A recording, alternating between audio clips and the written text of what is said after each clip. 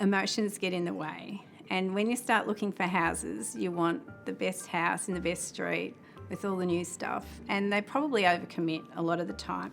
I often think that the first house won't be the last house you ever have. So you don't necessarily have to end up overcommitting and having a property in the suburb that you really is your dream suburb. When people are looking at buying property, often they start off looking at the suburb they want to live in and they start getting directed by the prices in that suburb. And that's probably the reverse order in which you should do it. So go to a bank and they say, we want to buy a house, how much will you lend us? They'll be given an amount they can borrow, they'll be told what the repayments are. If they've got a budget, they can then work out if they can actually afford those repayments. Just because a bank or a lender will lend you that amount of money doesn't always mean it's a good thing to borrow that amount of money. Some top tips on buying a property. 1, get your budget sorted.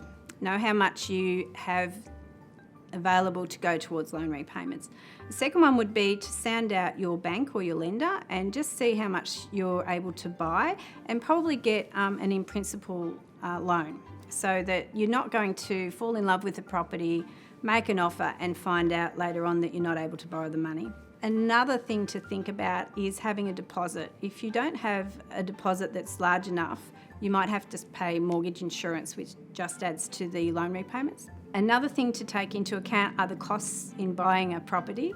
So that might be stamp duty, legal fees, property inspections, moving costs. So you need to have those funds available.